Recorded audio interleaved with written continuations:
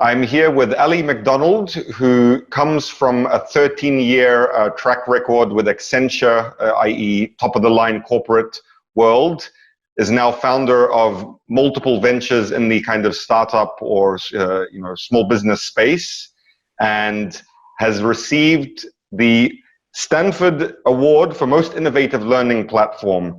And just to introduce, learning is a theme. The ability to learn is one of the themes which keeps popping up, one of the pillars for remaining competitive and thriving in an uncertain future, etc. So you are absolutely appropriately positioned to be here. Where would you like to start?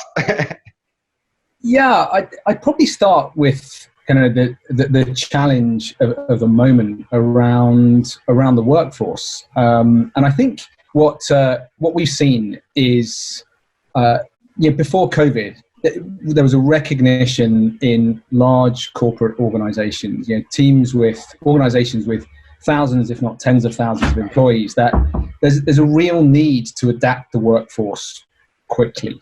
And it's quite significant because in the old world, we looked at individuals and roles, and we tried to align people to roles and functions and get them to do certain things. We had role descriptions.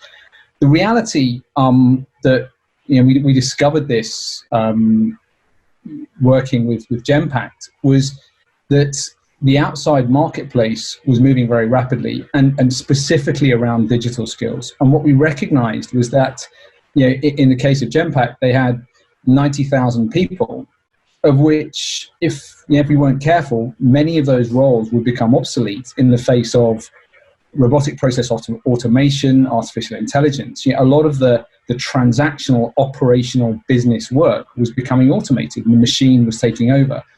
But in addition to that, we saw the evolution of new requirements. So rather than thinking about individuals and what can the individual bring, thinking more about, well, how does that individual fit into a team and how can that team be more effective? And that was really based on, and it was rather timely, around this need to establish resilience. And you've all seen it. Terry from accounts isn't in today, so therefore nothing happens in accounts. The reality is organizations are running 24/7, and they need that, what we would call T-shaped skill set. We need people that have overlapping skills, and there's an interesting model that we've used in the past, which if you put loads of I-shaped people together, you get a sort of cone shape. If everyone's got some kind of overlapping T-shape across the top, so I know a little bit about machine learning, or I know a little bit about design thinking, or I know a bit about product design, you can bring those together and you get a much more robust core where people have enough knowledge of what other people do to be able to cover for them, to interact with them, to collaborate well. But if someone isn't available or someone goes down, it's got more resilience. So there was a need to create more T-shaped skills. And as I kind of mentioned, digital it's not just digital has arrived. Digital is changing the whole time. And we've seen that in terms of the curriculums that we've built for client programs. I would say, let's say we identified 300 skills that are relevant in the modern workplace for a business operations organization. We whittle that down to 59, 60 that were most relevant across professional skills, digital technology skills, domain skills, i.e. specific business functions like finance or marketing, and then industry skills. So, whether it's insurance or it's oil and gas or it's finance and banking. And so we identified those, but we're only probably 18 months, 2 years down the track on that program. And we're seeing probably 10, 20% of those change. So those are new skills that are evolving. And a lot of those are evolving technical skills, digital, particularly in the analytics type space. So that is the challenge. And I think it scales up at a global level, because when you look at the workforce level, and one of the things we did on the Genome program was we looked at how does that affect some of the dynamics of the global workforce. So we've got big offshore workforces in areas like India, like Philippines, Latin America, that support what you might call tier one markets like the US, Central Western Europe, and it's probably in those areas we need to think a lot about the social implications of those skills requirements, because we're getting to a place where some of the skills, without those skills being used, we end up with thousands, if not millions, of people who don't have value to add. There isn't a place in the economic system for them to add value, and that's something we've got to worry about, because that's what keeps things going, and and we care about that. We care that people have got meaningful value to add. Nice. And that brings a thought to mind about the thing that Chris Shipley, author of the book The Adaptation Advantage, thought leader in the area of adaptation, her parting thought for the audience was, however fast it is now, this is the slowest it's ever going to be. So it's only going to get faster and faster and faster. And that's a thought that came to mind when you were talking about, inside, 1-2 year programs that you're seeing, 10-20% of the skills being kind of made redundant or so. Now you're offering this coaching to what, like a 90,000 person organization through your training company, Optimal Human Performance. Yeah, that's right. Yeah. I personally tend to look at performance very holistically, and I work with some really interesting people, and I think there is an increasing interrelationship between, I suppose, what in the past we called it home life versus work life, but that boundary is pretty much gone. And one half of my world is very focused on what you might think of as almost the health and human performance side, and the other side is almost like the technical and professional performance side. Mm-hmm. And that's a space I think we recognized some time ago, probably 4 or 5 years ago, that you can't help individuals or organizations improve their performance if you don't look at the real life side.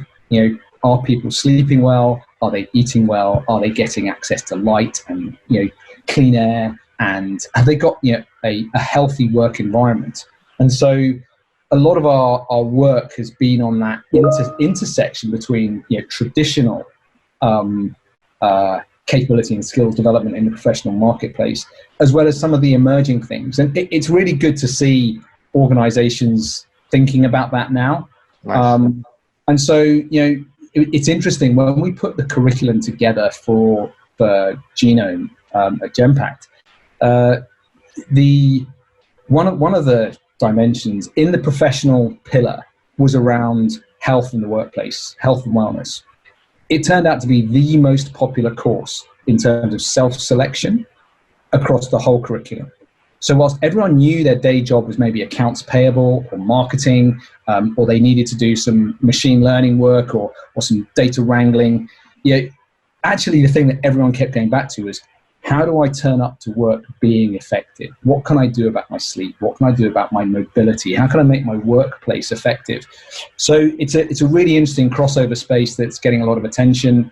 I think traditionally employers have been a little bit reluctant to push into that space. They don't like pushing into, and I think some of the lessons we've learned is that actually the dynamics are changing. I think people are recognizing when their employers offer more meaningful, holistic, sometimes benefits, sometimes, in the case of Genome, it's learning. So, it's not about gym memberships or that kind of thing. It's actually just helping people think about some principles, some frameworks. Really that's the space we work in. How do we help the individual find a formula that works for them? Okay, so let's get very concrete. You delivered this program to a massive organization. You found that the health and wellness in the workplace segment was the most popular one. What were the key pillars of that material? So, we used a framework called BITS, and the whole idea of that, calling it BITS, was this notion that in the modern workplace, you don't necessarily get bites or big chunks you tend to learn in bits. And that was, kind of a metaphor for the way we designed the system. And the idea was that, and behind that bits concept was, 4 words: because, immerse, transform, and solidify. And because was really, the because step in the journey. So we look at this as a set of steps that someone goes through in order to evolve their competence, their confidence, their skill set. The because step is really about self-assessment. Why am I doing this? I'm doing this because I really want to learn about that emerging subject, or because in order to do my day job, I need to kind of amp my skills up. Immerse is about immersive learning, getting into content. Now, we've seen probably over the last 5 or 10 years a growth in content, massively online learning platforms. One of the things we learned from that is actually filtration is really important. So immerse is not just about immersing yourself in content. The clever bit is about finding content that is relevant to that person at that moment in time. Nice. That's the job that we have to do. So we invested a lot of time in human curation, but also machine-assisted curation. That reminds me of the Jeff Bezos quote, the world's best bookstore has one book. The next one you want to read. Exactly. Yeah, and we built that into the system. It took exactly that idea. It's what's relevant to you here and now. Mm-hmm. The last 2 bits were transform and solidify. And transform was around this idea of you really only learn when you get to talk to other people that are on the learning journey and when you talk to experts. But time from experts is limited. So how do you create these micro communities that can interact? And again, we designed that essentially around the notion of guru networks of, and we did that in an interesting way. We essentially used the power of the crowd to identify people they associated with certain subjects. So we essentially, when they did the initial onboarding survey, in the company. Correct. Yeah. And they basically typed in, and we had some clever stuff that meant they didn't have to type in the whole name. They could just type a few words and it would automatically identify people. And they go, oh yeah, that's the right person. And it would identify the people they most associated with the subjects they wanted to learn. That gave us a graph. And that graph data set enabled us to look at the edges that showed those connections. We then analyzed that to look at actual traffic, who's actually a real node of knowledge. And that enabled us to really whittle that down to the most critical knowledge nodes in the organization. And they essentially became our guru network. And we created master gurus and then gurus around that were essentially, people, I don't want to say at the bottom of the run, but beginners could interact with intermediates. Intermediates could interact with experts. Experts could interact with gurus. So as you went up your learning journey and became more proficient, you were using the time of experts effectively. Nice. Smart. That's in a 90,000 person company. Yeah. It's massive scale, right? So you need that kind of filtration and, making sure that the ultimate gurus aren't working with the total noobs, because it's a waste of both people's time in a way. Yeah. And there's been an interesting evolution around that. And, one of the things we looked at in the whole system was around gamification. How do you motivate? What's in it for me? And we looked at intrinsic and extrinsic motivators. And one of the things we recognized was this notion of giving, and recognizing giving. And, in the first iteration, we recognized gurus who gave the most in terms of time and content. And that went into their rewards package. Nice. People that gave the most got something back for it. They also got recognized. It's not just about maybe the financial recognition. It's just about, a lot of people just like to be recognized that they did something for someone else. They made a difference. Mm-hmm. So that's under transform? Yeah, that was transform.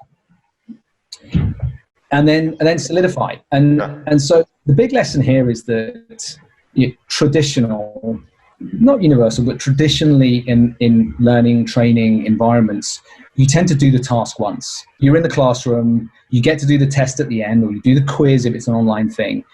You don't get to do it repeatedly.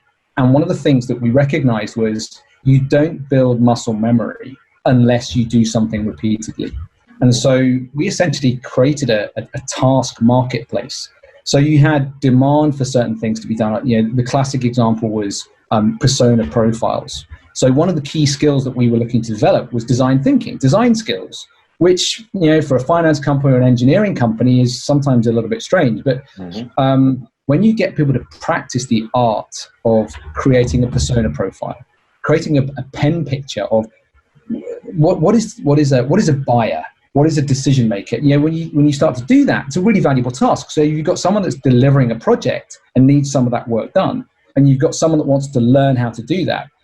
You can put that into the task marketplace, and it means that people can do the task, practice, get the experience. We also incentivize that with points, so essentially learning points. So the more tasks you did, the more points you got. So did I hear that? Did I hear you say task marketplace? You built a task marketplace. Correct. Where people could upload thing I need help with, and then the learners can opt in. Correct. Yeah. So pitch and bid or whatever. Yeah. So you pick a subject that's relevant to your team or organization. You put that task out there, and then anyone in the learning system can pick up that task. So you don't need to be on that project or on that deal. And you custom build that, or that's a platform that's out there? No, we built that. We built that using existing tools. There are tools out there. And you open sourced it, right? We used as much of the available software that we could, really to make it accessible. So what we wanted to create was something that other people could pick up and reuse. So one of the things we've done as a result of it, and this was somewhat driven by the coronavirus challenge, was suddenly we were faced with this became real because we had to keep running the program with 90,000 people pretty much locked at home. And this is where we really recognized the need to give back to others. So one of the things that the Genpact team did was essentially take the platform and take the essential stuff and make it available to other people. So that became the Adapt and Rise platform. So if you go to adaptandrise.edcast.com, it's a completely open platform. Wow. There's a bunch of relevant digital skills that you can learn about that's all based on the genome system.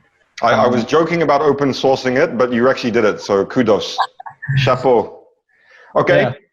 That's awesome. Now let's take a shift from that to from the skills and the skill sets, the frameworks. Let's dive a bit deeper on learning agility, on the award that you got. Oh, was that what you got the award for?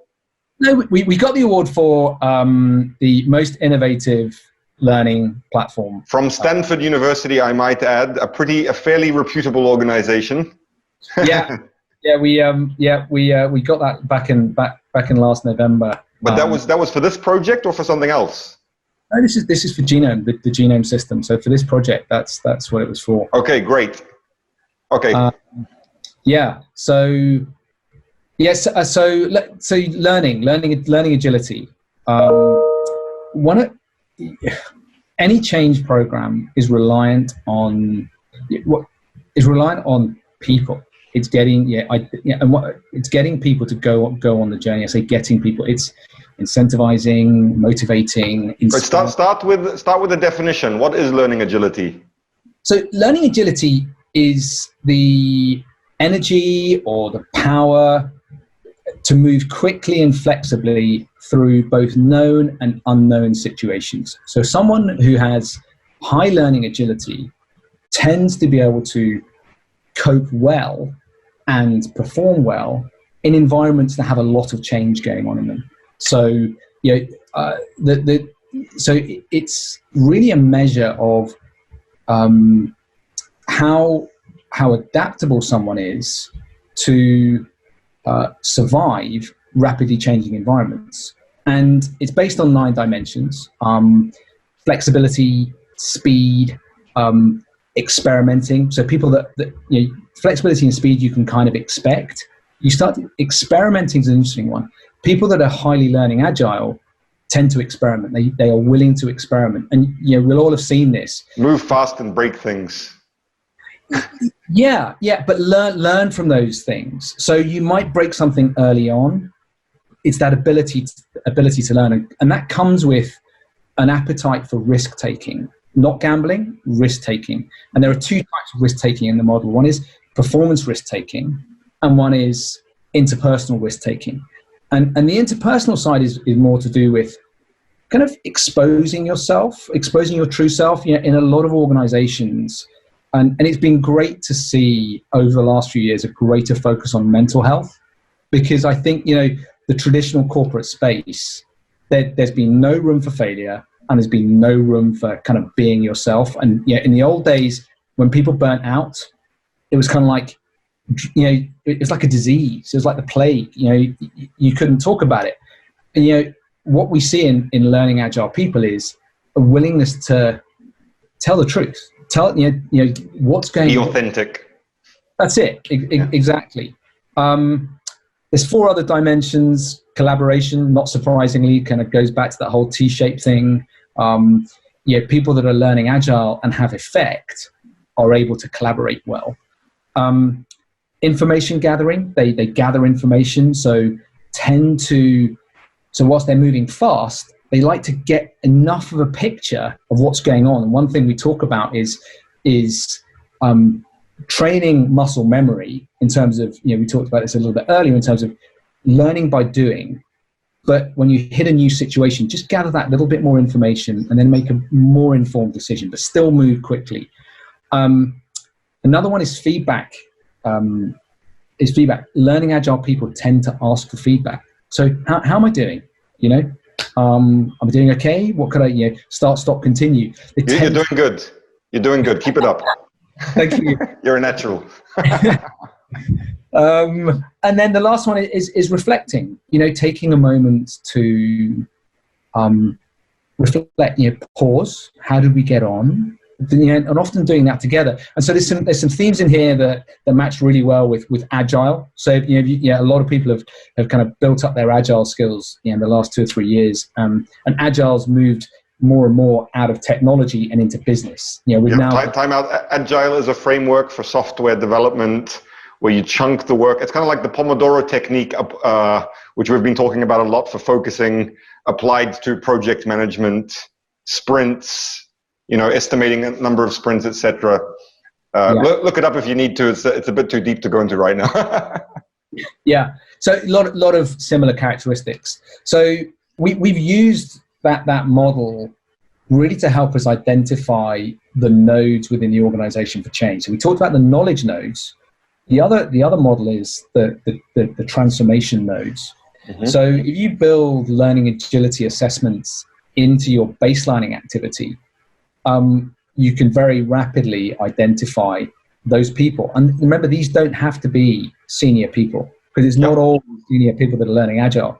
And what you want to be doing is doing that assessment, mapping the organization against that, and working out who are my most learning agile people across the different divisions, across the different levels. And how can I be more learning agile? Yeah, well, exactly. And we've got a whole course on that. So, yeah. And then, so it's then picking those ink spots, investing in them. One thing we've explored, and I think is an interesting idea. Pre-COVID, we looked at this idea of academies. So we had some really good conversations with Josh Bursin, who's got some really good thoughts in this space, and the whole, you know, Josh Bursin Academy. I think is an interesting concept, and I think, yeah, if we weren't facing COVID now, we'd probably be doing more of that. So bringing those highly learning agile people together into these short, intense, in-person activities, and that's the one thing that we still can't crack, is how do you get that human-to-human contact? I think we've got better at it. The last 3 months has been a brilliant training ground for people. Virtual reality. My 2 cents. Haven't tried that yet, but yeah, I think that would be the next step. How do we create these virtual academies of human connection? You can then disperse those people out into the organization. Nice. Okay, look, I think we've pretty much nailed it. I think that, you know, your body of work on, what was it called? Adapt and Rise? Yeah, that's out there. We'll put a link to that. How do people just Google it? They'll find it. Adapt and Rise. adaptandrise.edcast.com. Yeah. I think that is like, definitely a very nice focus, and you've nailed the learning agility component of this summit. So thank you for that. I would like to ask you to wrap up with a kind of core, big message that you would want to share with as many people as possible, and we might use that as a social media kind of promotion for your interview. Wow. So, I've always liked the Iron Man. Anything is possible, and I think one of the things that I love to instill in people, particularly faced with change, is that you've got it in you. 9 times out of 10, you've got it in you, and at the end of the day, we can help you find that power inside yourself. When the chips are down and you're up against it, just remember, I can do this. The world is yours. Yeah. Thank you, Ali Macdonald. Okay, it's been a pleasure. Until next time.